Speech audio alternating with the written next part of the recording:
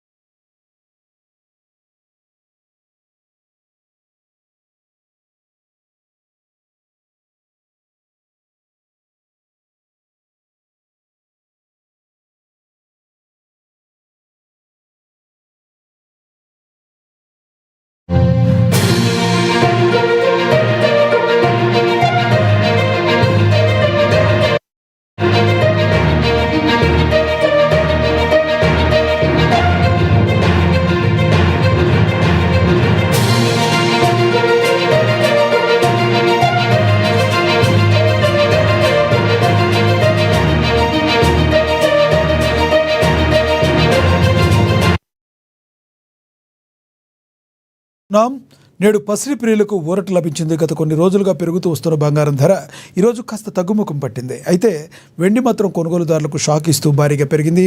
ఒక్కరోజే వెండి ధర ఏకంగా 5,000 రూపాయలు ఎగబాకి రికార్డు స్థాయికి చేరుకుంది. ఇవాళ 24 క్యారెట్ 10 గ్రాముల పసిడి ధర 220 రూపాయలు తగ్గి 1,52,130కి చేరింది. అలాగే 22 క్యారెట్ 10 గ్రాముల గోల్డ్ రేటు 200 పతనమై 1,39,450 పెరుగుతుంది. అటు కేజీ సిల్వర్ రేటు 5,000 ఎగబాకి 2,85,000 చేరింది.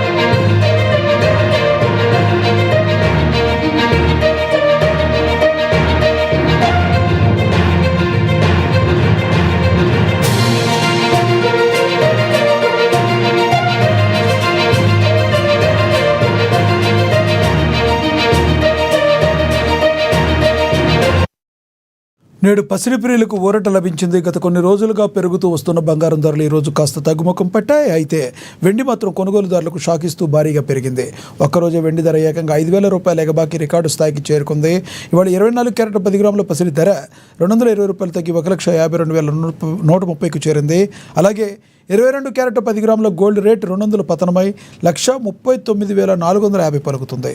అటు కేజీ సిల్వర్ రేటు 5,000 ఎగబాకి 2,85,000కు చేరింది.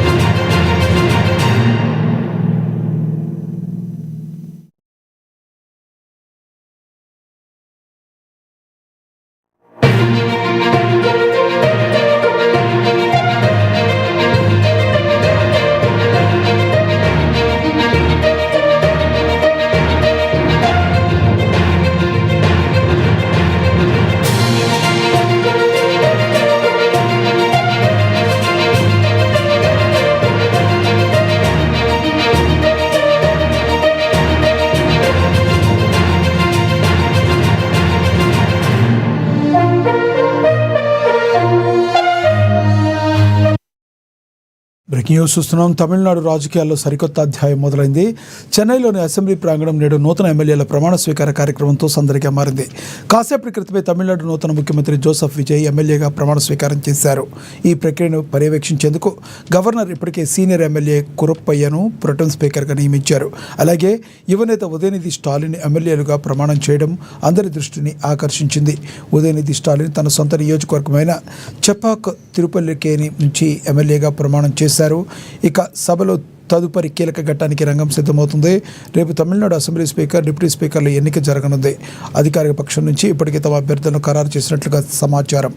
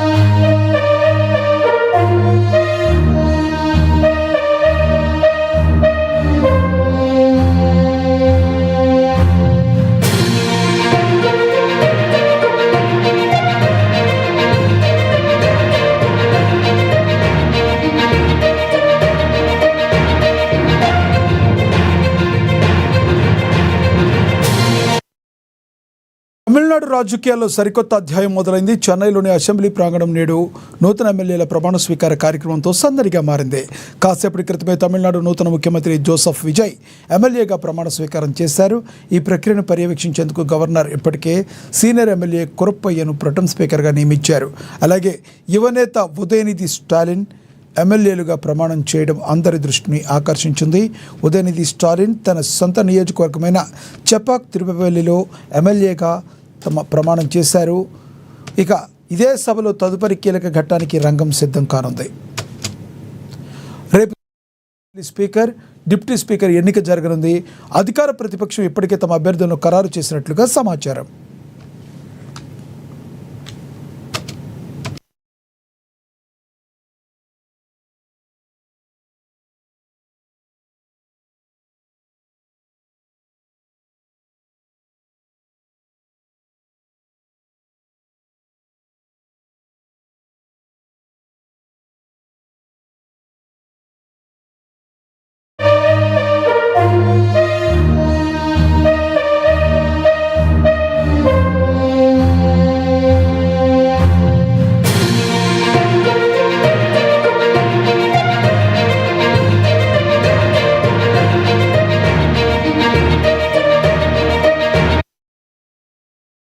బ్రేకింగ్ న్యూస్ చూస్తున్నాం. దేశ రాజకీయాల్లో మాటల యుద్ధం ముదురుతుంది. ప్రధాని నరేంద్ర మోడీ లక్ష్యంగా లోక్సభ ప్రతిపక్ష నేత రాహుల్ గాంధీ మరోసారి తీవ్ర స్థాయిలో ధ్వజమెత్తారు. మోడీ తన జవాబుదారీతనాన్ని పూర్తిగా కోల్పోయారని, దేశాన్ని నడపలేని స్థితికి చేరుకున్నారంటూ ఎక్స్ వేదికగా విమర్శనాస్త్రాలు సంధించారు. ప్రధాని మోడీ ప్రజలకు సమాధానం చెప్పే బాధ్యతను విస్మరించారని, ఆయనలో జవాబుదారీతనం లోపించిందని మండిపడ్డారు.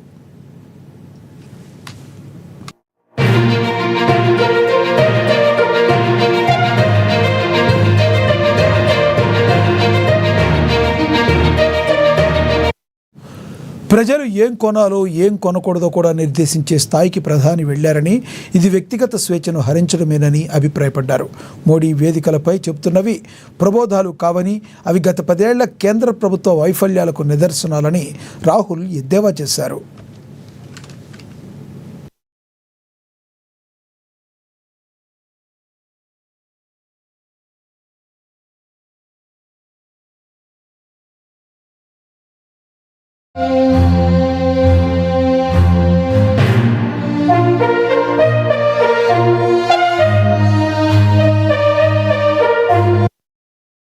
దేశ రాజకీయాల్లో మాటల యుద్ధం ముదురుతోంది. ప్రధాని నరేంద్ర మోడీ లక్ష్యంగా లోక్సభ ప్రతిపక్ష నేత రాహుల్ గాంధీ మరోసారి తీవ్రస్థాయిలో ధ్వజమెత్తారు.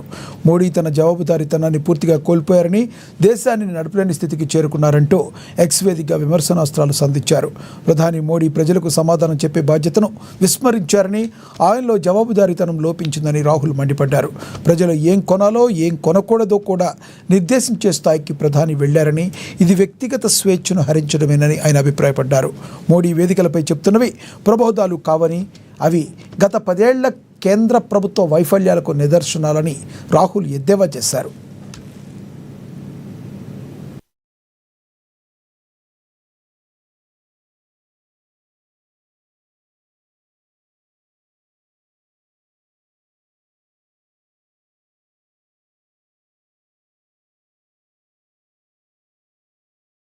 బీసీల హక్కుల కోసం జనగణనలో కులగణనను చేర్చాలనే డిమాండ్తో హైదరాబాద్ అంబర్పేటలో మాజీ ఎంపీ వి హనుమంతరావు చేపట్టిన 2 రోజుల నిరాహార దీక్ష ముగిస్తుంది.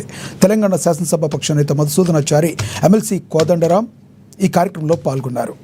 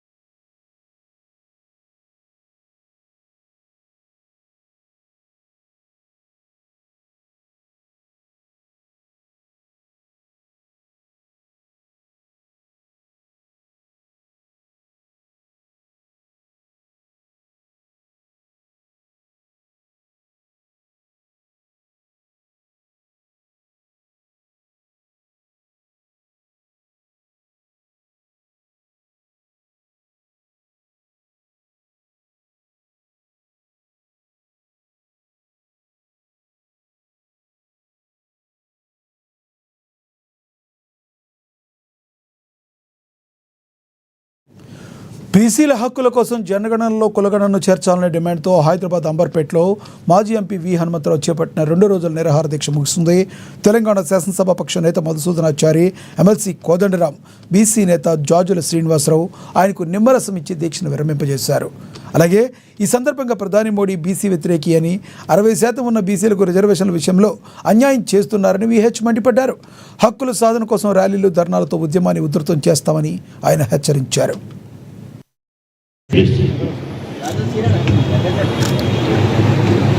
రెండోది ఏమడిగినామంటే కులగణ జరగాలి.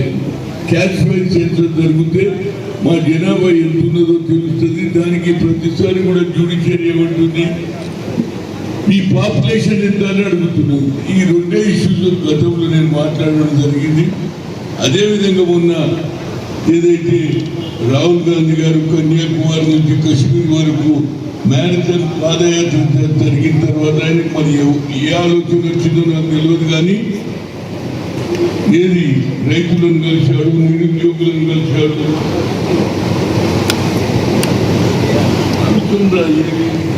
కేవలం ఎస్సీ ఎస్టీలకి అన్యాయం కాదు, ఓబీసీలకు కూడా అన్యాయం జరుగుతుందని చెప్పడం జరిగి గిట్టినా ఇచ్చేదారి ఉద్ది భాగీదారి అనగానే నిజంగానే తెలంగాణలో అందరూ చైతన్యమయ్యాము, తిరిగాము. దాని తర్వాత మా ముఖ్యమంత్రి గారు ఒక వాదన చేశారు, కామారెడ్డిలో 40 రూపాయలు, అది కూడా ఇంప్లిమెంట్ కూడా జరిగింది. అసెంబ్లీలో బిల్ చేసాము, పాస్ అయింది. తర్వాత దాన్ని ఏదైతే ఆర్డినెన్స్ తీస్తే కోల్డ్ స్టోరేజ్లో పెట్టేశాడు గవర్నర్. ఇక లాభం లేదని ఢిల్లీ దాకా పోయాము, అక్కడ కూడా ధర్నాలకు కూర్చున్నాడు ముఖ్యమంత్రి. అయితే ఇప్పుడు ప్రస్తుతం ఏదైతే కేంద్రం జనగణ చేస్తూ కులగణ ఎందుకు చేస్తలేదు అనేది నా ఆలోచన. ఇక వేరేదేమి జనగణలో మేము ఉన్నామా లేదా. అందులో ఇంకోటి ఏంటంటే ఏది ఇంటి లెక్కలు తీస్తూనే ఉన్నారు. ఇంటి యజమాని ఎస్సీ ఉంటే ఎస్సీ రాయండి, ఎస్టీ ఉంటే ఎస్సీ రాయండి, కానీ పక్క కాలమే లేదు.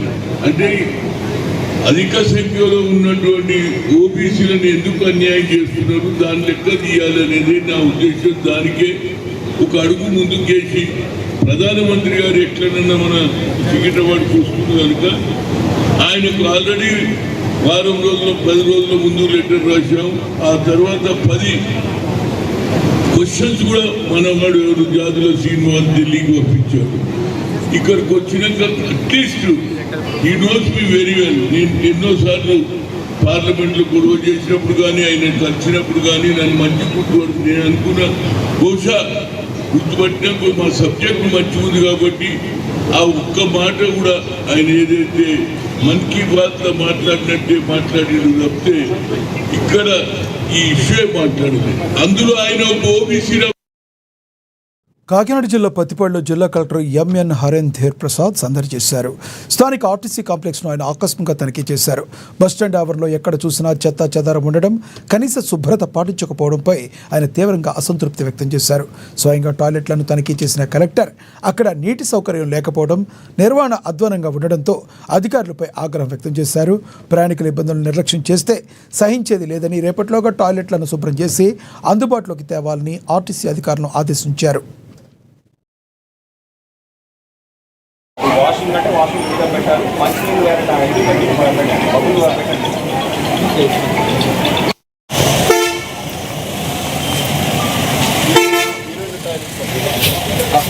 నీళ్ళు ఉండదండి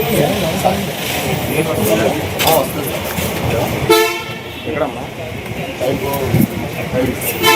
సపరేట్ అన్ని కూడా సపరేట్ పైన ట్యాంక్ ఉందా అది దోమలతో మలేరియా వస్తుంది. నాకు రేపు మార్నింగ్ వెళ్ళి రన్నింగ్ వాటర్ రావాలి, క్లీన్ చేసి ఫోటోస్ కావాలి. సరంగా పని చేస్తున్నారు. చేయించుకోవాలి సార్.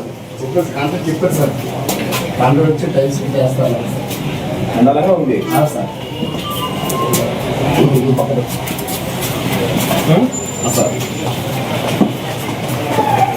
అదే కాంట్రాక్ట్ చేస్తారు. ప్లాన్స్ ఆరే ఉన్నాడు అక్కడ. పెట్టుకుంటున్నారు ఎంత తీసుకున్నారు? 5 రూపాయల 10 రూపాయలు.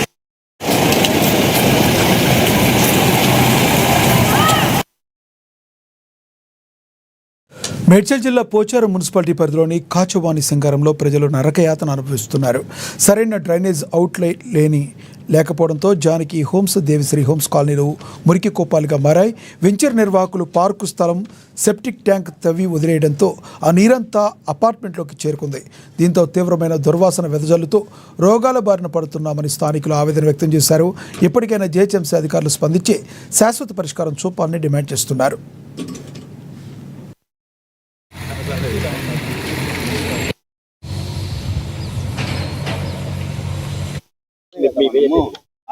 నమస్తే అండి, నా పేరు రమ్య.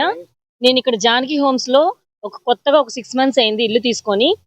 ఇక్కడ మేము ఈ కాలువ పక్కన, అసలు మా పక్కనే ఇది పెద్ద సెప్టిక్ ట్యాంక్ ఉందని మాకు తెలియక మేము తీసుకున్నాం. ఈ అపార్ట్మెంట్ వెనకాల కనిపించేది వినయ్ ఆర్కేడ్ అపార్ట్మెంట్. సో వాళ్ళకి గోడ అనేది ఒకటి ప్రాబ్లం అవుతుంది. మొత్తం జానకి హోమ్స్ లో అపార్ట్మెంట్స్ 100 ఉన్నాయి, ఇండిపెండెంట్ హోమ్స్ 100 ఉన్నాయి. టోటల్ 200-250 ఫ్యామిలీస్ ఉంటున్నాయి అంటే ఇంకా కొత్తగా వస్తున్నారు. హౌస్ ఫర్ సేల్ ఉంది, అండర్ కన్స్ట్రక్షన్. ఇప్పుడు ప్రస్తుతానికి వచ్చి ఉంటున్న ఫ్యామిలీస్ 30 మంది ఇండిపెండెంట్ హౌస్ ఫ్యామిలీస్ వచ్చి ఉంటున్నాయి. అపార్ట్మెంట్స్ లో దాదాపు ఒక 50 ఫ్యామిలీస్ వచ్చి ఉంటున్నాయి. అందరి వాడకం నీళ్లు, సెప్టిక్ ట్యాంకు మొత్తం అన్ని కూడా ఇక్కడే వచ్చి ఉంటున్నాయి. దీనివల్ల ఈ అండర్ గ్రౌండ్ వాటర్ కంటామినేటెడ్ అయిపోయి అపార్ట్మెంట్ లో ఉన్న పీపుల్ కి, చిన్నపిల్లలే పెద్దోళ్ళకి కూడా రోగాలు వస్తున్నాయి. ఎందుకంటే భూమిలోని వాటరే వాళ్ళు ఫిల్టర్ చేసుకొని తాగుతున్నారు కాబట్టి. పొద్దున్న లేస్తే వాళ్ళు నోట్లో పోసుకునేవి ఈ కంటామినేటెడ్ వాటరే, మురికి వాటరే వాళ్ళు. సో ఇది ఏంటంటే దీని గురించి ప్రశ్నిస్తే ఎవ్వరు బిల్డర్లు కూడా చేతులు దులిపేసుకుంటున్నారు. మాకు తెలియదు, మేము కొనుక్కున్నాము, మేము కట్టిస్తున్నాము అంటున్నారు. మేము కూడా కట్టించి చూసే కొనుక్కున్నాము, మీరు చూడలేదా ముందు అంటే మేము హెచ్ఎండిఏ లేఅవుట్ అని చెప్పే తీసుకున్నాం. పర్మిషన్స్ ఉన్నాయని ఇంత బుక్ చూపించారు, అది చూసే మేము తీసుకున్నాం. మొత్తం వెంచర్ ఎస్టాబ్లిషర్ ఎవరైతే ఉన్నారో రామ్ అనే అతను, సంతోష్ అనే అతను ఆడియో రికార్డింగ్స్ కూడా నేను మీకు పెట్టాను. వాళ్ళు మాకు తెలియదు ఇది ఇంత తొందరగా డెవలప్ అయ్యిద్ది అని చేతులు దులిపేసుకుంటున్నారు. ఫస్ట్ ఆఫ్ ఆల్ ఒక వెంచర్ తీసినప్పుడు, ఎస్టాబ్లిష్ చేసినప్పుడు రోడ్లు లైట్లే కాదండి, సెప్టిక్ ట్యాంక్ కూడా 2 తాడి చెట్టుల మందం లోతు తవ్వించాలి. ఇది నా అంత ఎత్తు కూడా లేదు సెప్టిక్ ట్యాంక్. ఎంత లోపల నిండిద్దండి? కరెక్ట్ గా 5 ఫ్యామిలీస్ వచ్చి కరెక్ట్ గా 4 రోజులు ఉంటే నిండిపోయింది. అది అప్పటి నుంచి ఓవర్ఫ్లో అవుతుంది. జిహెచ్ఎంసీ అధికారులు పూర్తిగా నిర్లక్ష్యం చేసి వదిలేశారు. వచ్చి సైట్ విజిటింగ్ వచ్చి అలా చూసి వెళ్ళిపోతున్నారు కానీ అసలు ఏది ఒక ఇంత కూడా యాక్షన్ ముందుకు వెళ్ళలేదండి.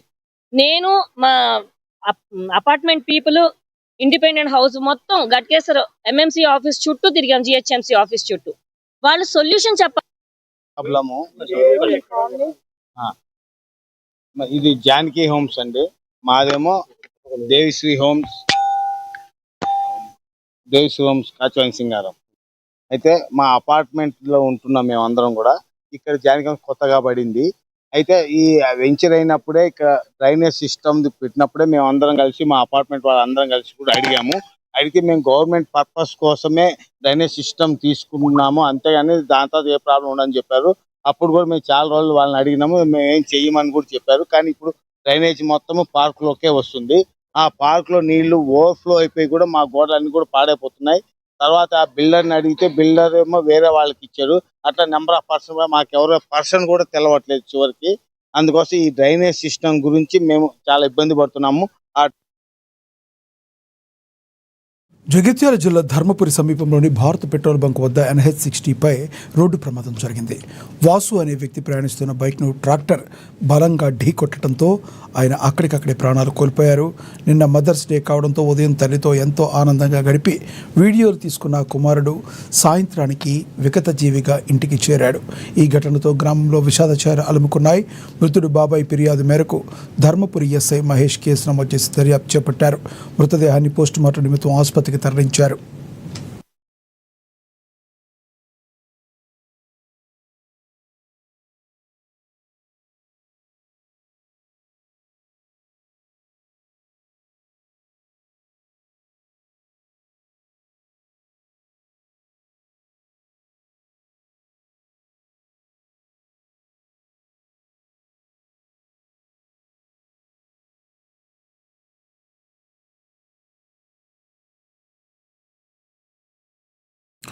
ఏలూరు జిల్లా జంగారెడ్డిగూడెంలో వాతావరణం ఒక్కసారిగా మారిపోయింది.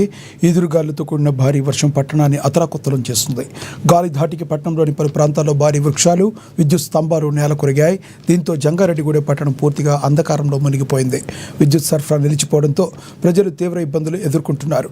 రంగంలోకి దిగిన విద్యుత్ శాఖ అధికారులు యుద్ధ ప్రాతిపదికన మరమ్మతులు చేపట్టి విద్యుత్ పునరుద్ధీకరణకు చర్యలు తీసుకుంటున్నారు. గతంలో ఎన్నడూ లేని విధంగా, ఎప్పుడు చూడని విధంగా ఈ స్థాయిలో గాలి వాన బీభత్సం ఉందని స్థానిక ప్రజలు ఆందోళన వ్యక్తం చేశారు.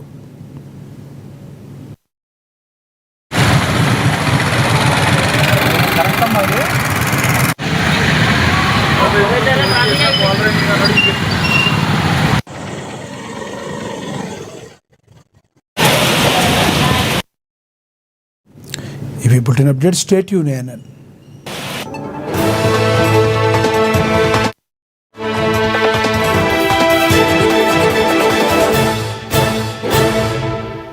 తెలుగు, ఉర్దూ, మరాఠీ భాషల్లో వార్త